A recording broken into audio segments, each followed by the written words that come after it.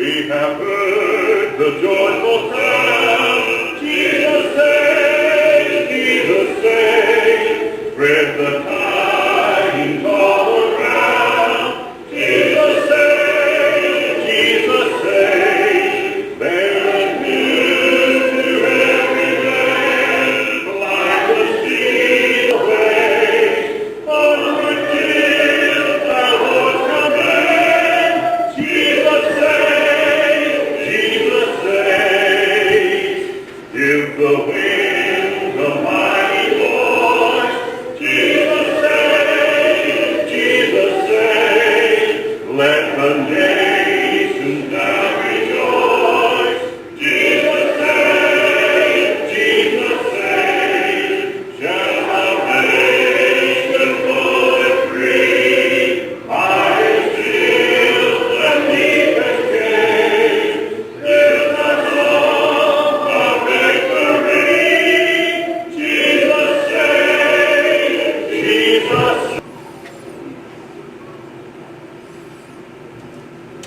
We are in Matthew chapter 5. Matthew chapter 5. You're visiting with us. We really appreciate your presence. Got a lot of folks back. I feel like a visitor myself. I've been gone a couple of weeks myself, and it's always good to be home. Good to be back. Appreciate Chuck teaching a class for me the last couple of weeks. He tells me you're down to about verse 33, that section, verses 33 through 37 in Matthew chapter 5. Is there anything left from last week that maybe you had a question about, or anything particular we need to back up on? I was studying ahead. Actually, I was studying chapter 6, and not knowing exactly how far along you might get here. We've taken several months, I guess, working in chapter 5 and looking at the Sermon on the Mount and looking at these thoughts that were very challenging to the people of Jesus' day, because they were at that point of making this transition from the old law to the new law, as Jesus would challenge their thinking. And he starts out in Matthew chapter 5 with the Beatitudes and emphasizing the importance of the heart, importance of the Beatitude, the attitudes that they had. And in all honesty, their attitudes were not real good.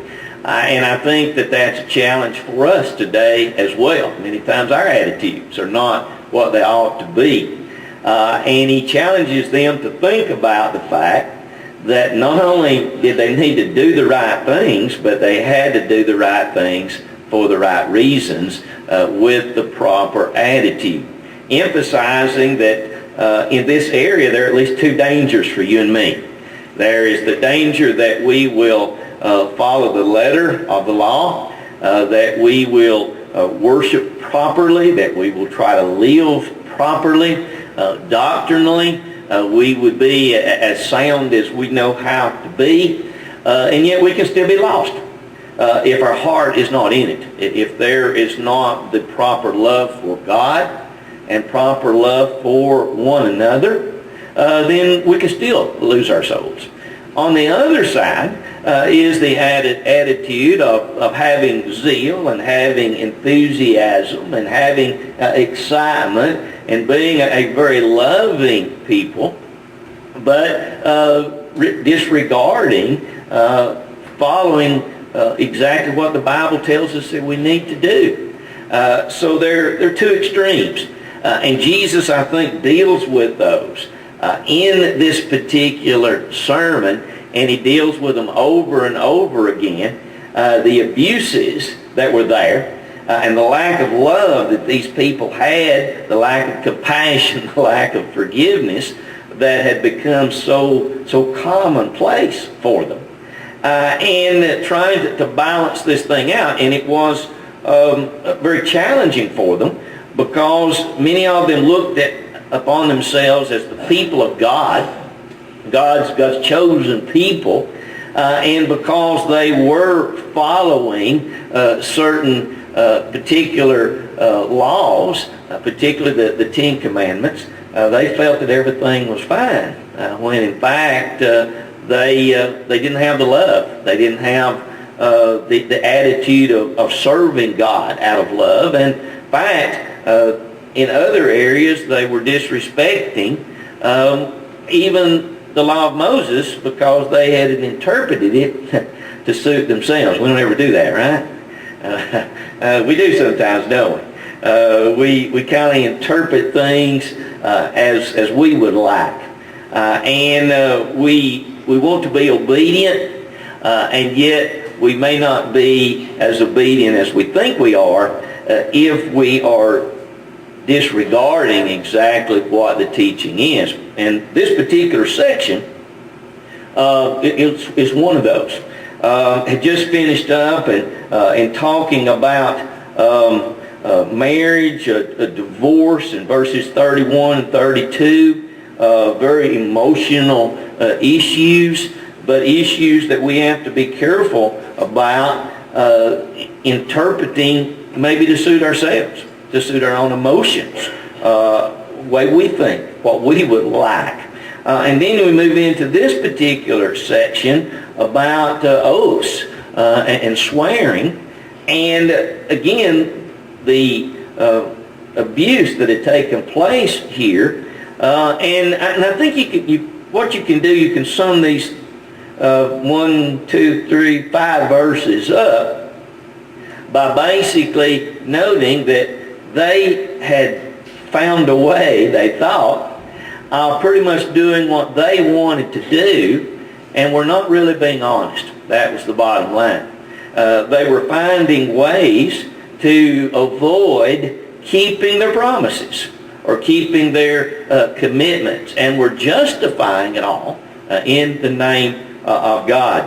And of course, we should see the issue there, and we should also be challenged to be people of integrity. And to me, that's what this section is all about.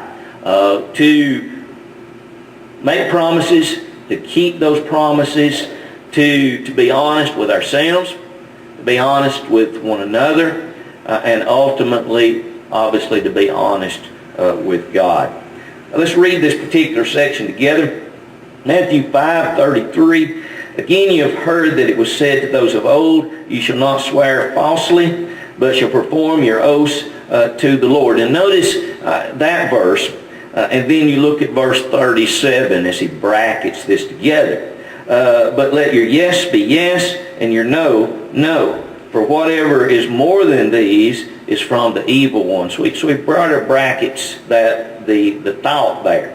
Between that, verse 34, but I say to you, do not swear at all, neither by heaven, for it is God's throne, nor by the earth, for it is his footstool, nor by Jerusalem, for it is the city of the great king. Nor shall you swear by your head, because you cannot make one hair white or black. Now, to us, some of that type of stuff might not make a lot of sense to us unless you go back and you look at their history. And what they had done is they had gotten to the point where they would say to swear by the temple was not binding. If you did that, you didn't have to, what is it the little girl said? I promised, but I had my fingers crossed behind my back. So if you got your fingers crossed, you don't have to do it, right? Well, we all can see that this doesn't work that way, but that was what these folks as adults basically were doing. To swear by the gold of the temple was binding. So you could make a promise, and if you used the temple, you didn't have to do that.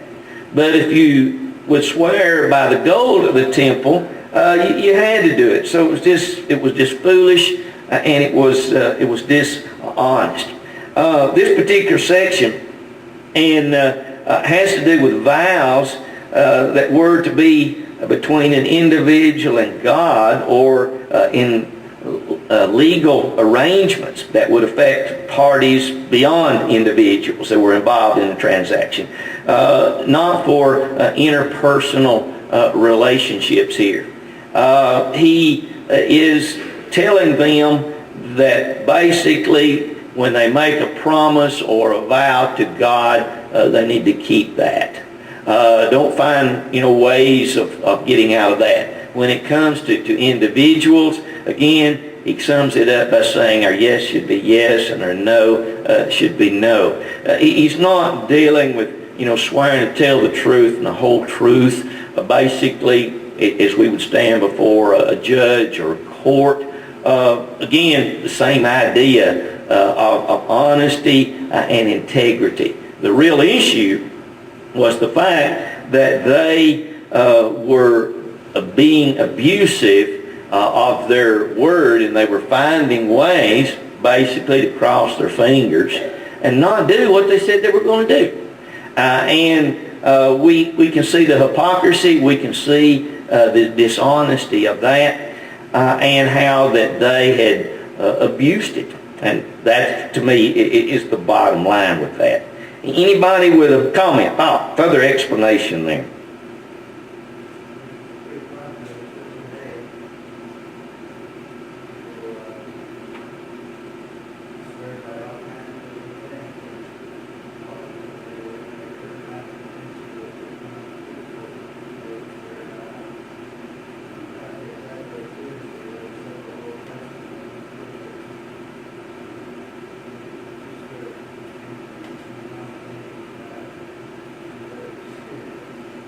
Yeah, and the bottom line is we have to be serious about it all, don't we? I mean, regardless of the situation, we live in a society where folks will lie to you, not really give that much of a thought, and actually are shocked if you try to make an issue out of it.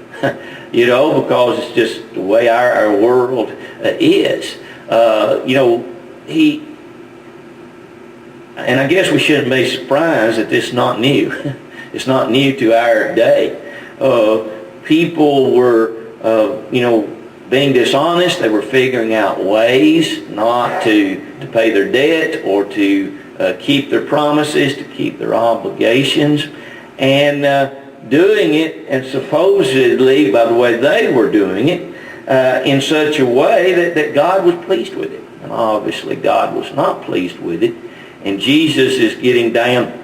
In fact, throughout here, one of the recurring themes is integrity, of being honest and being truthful with ourselves and even with God in our worship and in our relationship with each other. Anybody else there?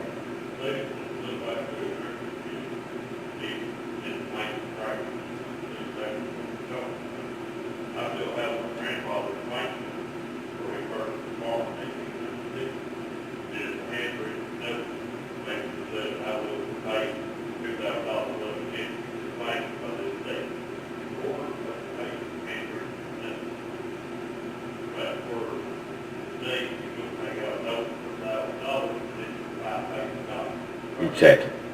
So, as we live in life, we need to go back to the blueprint that our ladies had picked up 100 years ago. They are able to engage in things. Exactly. And we do all sorts of legal documents today. We did a thing the other day, and I don't know how many times I signed my name, over and over and over again. Contrast that. When we came out of school, we didn't really have any credit. Now you've got to be in debt so that you can borrow money. Doesn't that make good sense? If you don't owe a bunch of money, they won't loan you no more. So you've got to use a credit card or whatever. But I decided I needed to establish credit, so I went down to the bank and I told the banker, I said, I want to borrow $300. And he basically said, what you going to use it for? And I said, well, just got some things around the house. And that was true, but what I was trying to do was just, start building my credit. And he said, how long you want it for? And I said, I want it for a month. And he said, okay. And I said, where do I sign? He said, don't worry about it. Now that was in 80, when I come here, in 84? That was probably in 82 that I did that, you know? That wouldn't happen today, would it? Even for 50 cents, much less. And I really, of course, he knew where I lived, and he knew he knew everybody that I knew, you know. But really, your word, and that's your point. Like with your grandfather, your word, your integrity, your honesty, that we do meet our obligations, that we do pay our bills. That when we make a promise, we keep that promise. And if we don't, there's a really good reason why. And we let folks know the reason why. There is no deceit there. There's honesty, there's integrity. And I think that's the point.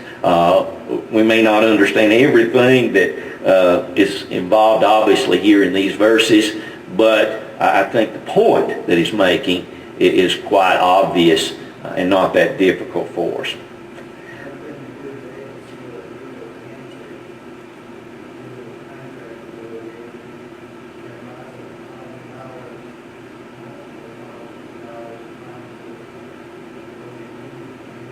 Sure. And it really should be that way and should continue to be that way. But we live in a world, but when you look back here, you see the same issues, same problems that they were having back in the first century, and had one of the even sadder parts of that is they were using God and they were using spiritual things to justify it, you know. Here were the religious people of that day, and they were not being honest. They were not being truthful. They were not doing what they should have done. Yes, sir. I think when that point Stephen Holland, he started out and he heard it said, this is an example of people going to people without they should be done. So the Pharisees and the scribes twisted, some of the old laws like Leviticus and others. So they said, well, if you don't swear by God, it's not legally binding. So they twisted it, and that's what the people started to follow. Yes, sir. What they heard. So all these sections really are going on today still, because people don't go to the Word of God, they go to the Word of man. And that's how things get so off track. Yeah, and there is always that danger that we will do that. Why do you believe such a thing? Well, our preacher said that.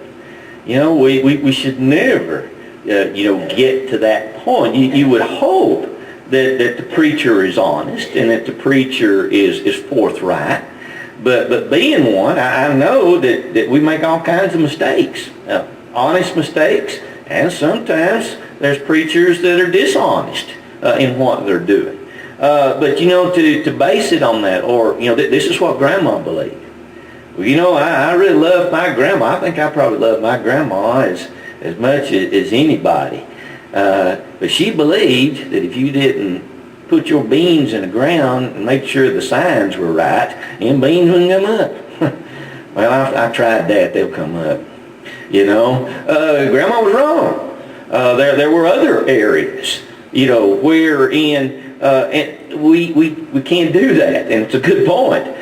We have got to make sure that we are doing what God asked us to do, rather than just following the particular teaching of a particular person or a particular group, even, for that matter. Read the Bible, study the Bible for ourselves. Good point. Anybody else? Okay, next section. This is a section Tommy read for us a minute ago. You've heard that it was said, and we made a point about this, where there's a difference here. In verse 33, you have heard. Verse 38, you have heard. Verse 43, you have heard. Back in verse 27, you have heard. Verse 23, you have heard. Okay? And that was a different expression than was used when they would say, thus saith the Lord, or it is written. Okay? And when those expressions were used, he was making reference to what the book said, to what God had said. But here's what they'd heard. Who had they heard it from? Keith makes a good point. Lots of times it was because the Pharisees and the scribes of that day had been teaching this and their traditions rather than the Word of God. So this was the interpretation. So you have heard an eye for an eye and a tooth for a tooth. But I tell you not to resist an evil person, but whoever slaps you on your right cheek, turn the other to him also. If anyone wants to sue you and take away your tunic, let him have your cloak also. And whoever compels you to go 1 mile, go with him 2. Give to him who asks you, and from him who wants to borrow from you, do not turn away. So, the eye for the eye and the tooth for tooth, they had basically taken that out of context. The standard for justice in the Hebrew courts was that the punishment fit the crime. And this was not a standard for personal vengeance. Okay? And that's where they had taken this. You slap me and I'm going to slap you back. You kick me, I'm going to kick you back. Now, we've already looked at the fact that Jesus, in talking about loving one another, and you get on down here to, he comes back to it, on down in this next section, loving your enemies, blessing those that would curse you or abuse you. Well, their interpretation of the law was that basically you can get even. You get even. Somebody does you wrong, you get back at them. And obviously that was not what the law, this eye for an eye or tooth for a tooth, what was making reference to. We are to do whatever we do to settle matters, and particularly as far as Christians, we should settle matters outside of a court. There may be matters that would end up there from a legal standpoint. But we are to settle our matters. We are to be forgiving people. We're to be compassionate people. There are government agencies that are duly authorized to help us in different things. And that is God's vehicle also for punishment. If a person commits a crime, Romans chapter 13 talks about the authority of the government to punish. And he's not taking away capital punishment or anything like that. In fact, the scriptures teach that and authorize that. But that doesn't mean that I take matters into my own hands. Because you shoot me, I'll figure out a way of shooting you back, or maybe one of your relatives, in order to get even. And herein, Jesus was teaching them basically the fact that vengeance belongs to God. And the way that I get even, and the way that you get even, is through love and kindness. Have you ever had somebody do you that way? You were mad and you said something and you was ready to fight and they wouldn't fight? Well, it just tears you all to pieces, you said something and you were ready to do battle and they were kind and thoughtful. You sure enough wanted to choke them then, But that's what he's teaching. He's teaching us that we are to be a compassionate, a forgiving people. We're not to be people of vengeance. We're not to be the type of people that are seeking to get even. Christianity is seen, and we have dealt with this where Jesus, and I guess maybe I know I'm getting ahead of myself here, but he basically says that loving those that love us, what's the big deal? Being good to those that are good to us, what value is that? What praise is worthy for that? What is praiseworthy is when you are good to me, even when I'm not very good to you. When you forgive me, even though I would not forgive you. And, when we are kind and courteous and helpful to those that, don't like us and would not be kind and would not be courteous and would not be helpful, that is the type of attitude that Jesus is teaching here in reference to this particular problem. Again, they had interpreted it in such a way so that they could seek vengeance, so that they could get even with those that they thought had abused them or mistreated them in some way. Anybody with a thought there?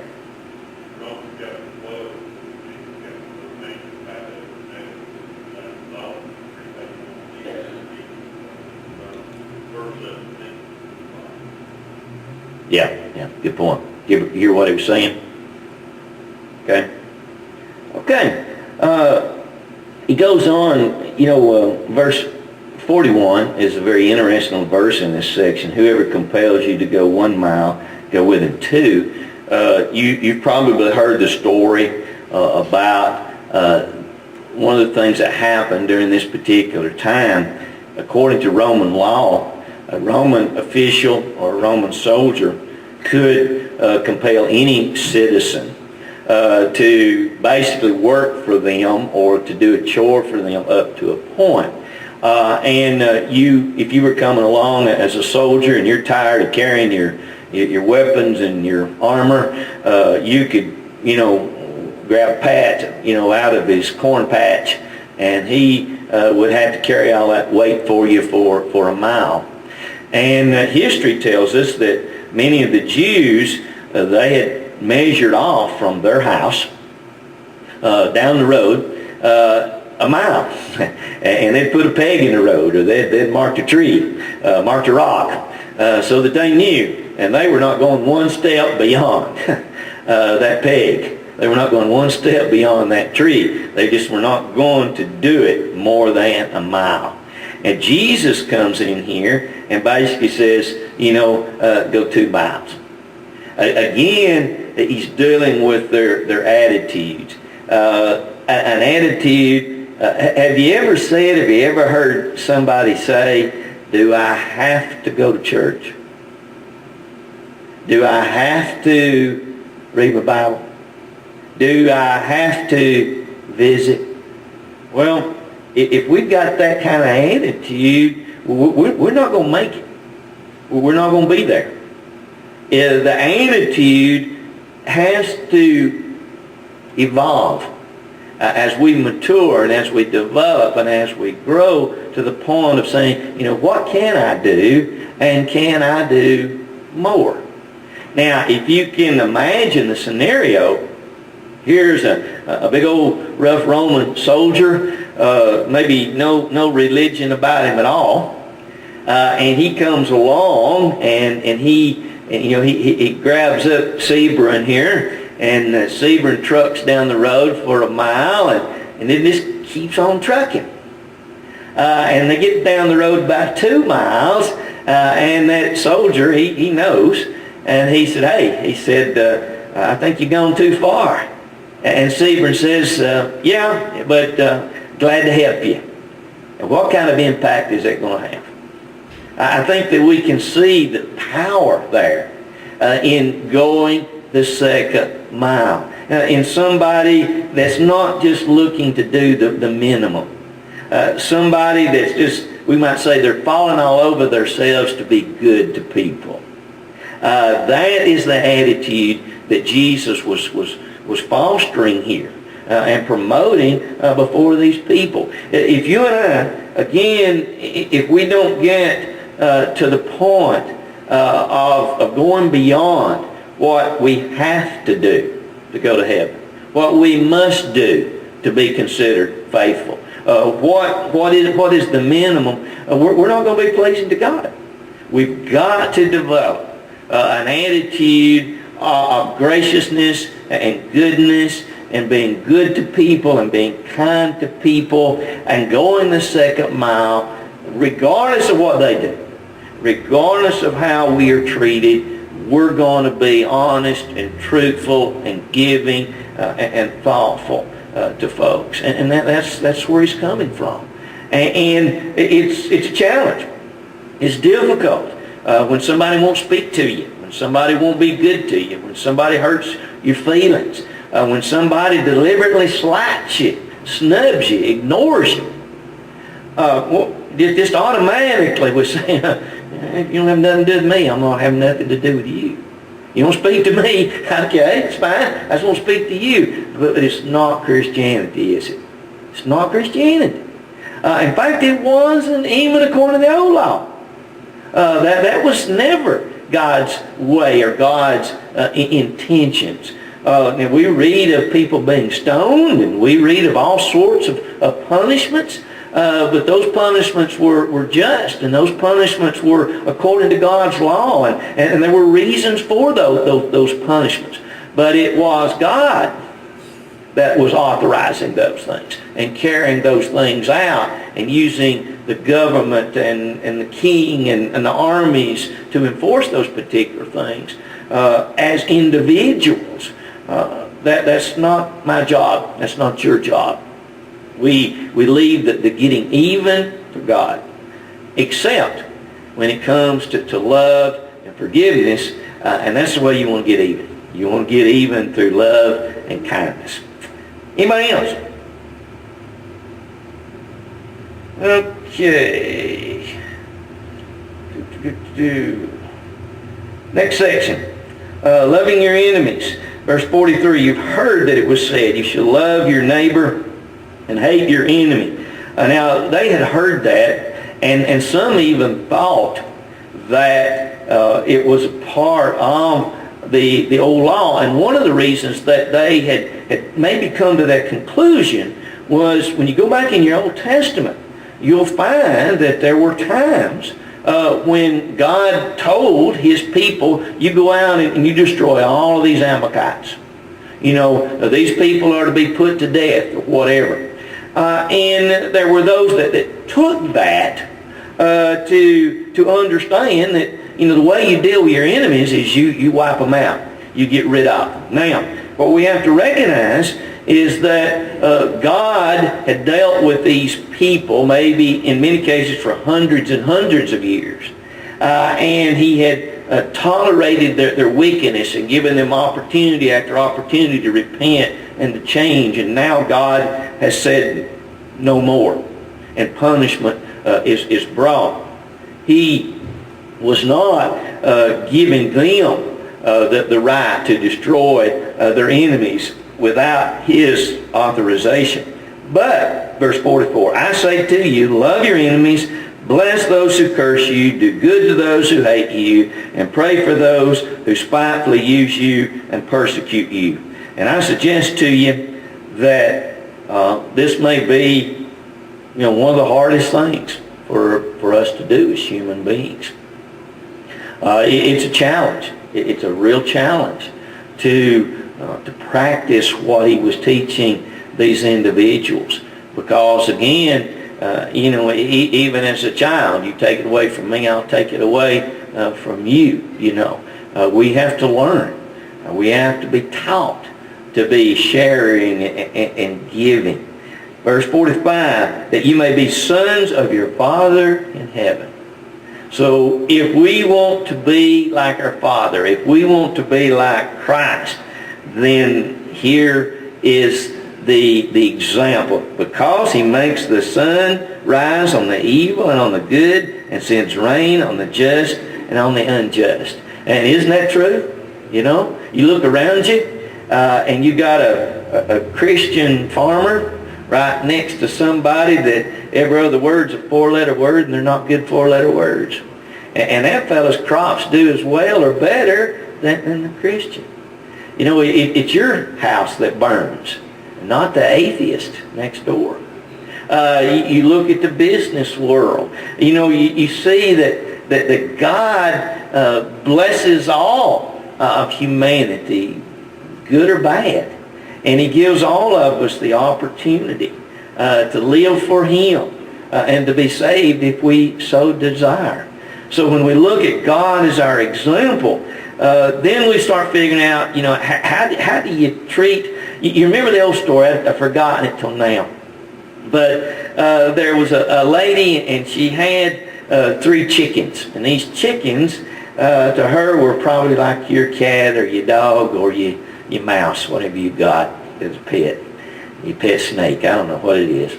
But anyway, she had a hard time keeping these chickens, in her yard, and they would scratch out and get over in the neighbor's yard and get into the neighbor's tomatoes, and and he'd shoo them back and fix a fence, and finally he'd had enough, and he just killed them, and he threw them back over the fence in her yard.